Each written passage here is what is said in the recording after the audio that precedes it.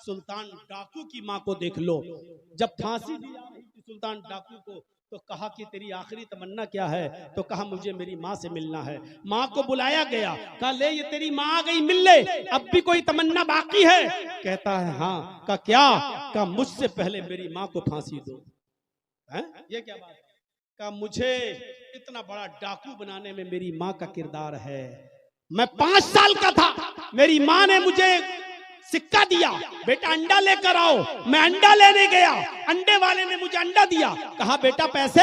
मैंने कहा अभी तो दिए हैं आपको पैसे। उसने सोचा कि बच्चा है, झूठ थोड़ी बोलेगा, मैं ही भूल गया हूँगा पैसा लेने में। जाओ बेटा, ठीक है दे दी तो कोई बात नहीं। मैं जब अपनी माँ के पास पहुंचा तो मैंने अंडा भी दिया और वो सिक्का भी। माँ ने कहा कि ये तो सिक्का मैंने अंडा खरीदने के लिए दिया था। कहा माँ मैंने दुकानदार से झूठ बोल दिया।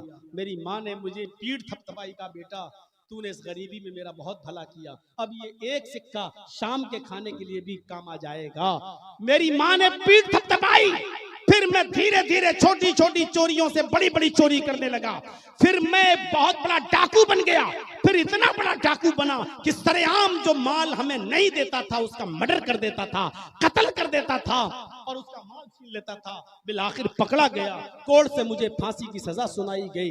अब मुझे फांसी हो रही है, मुझे फांसी के तख्ते पर पहुंचाने वाली ये मेरी माँ है। अगर पहले दिन जब अंडा चोरी करके लाया था उसी वक्त ये मेरे चेहरे पर थप्पड़ मारती और मुझे लेकर दुकानदार के पास जाती, उसका पैसा वापस करती और कहती कि मेरे बेटे से गलती हो गई, आज के बाद ऐसा नहीं होगा, और उसी वक्त मुझे थप्पड़ मारा होता तो आज मैं इतना बड़ा डाकू नहीं बनता, इतना बड़ा चोर नहीं बनता।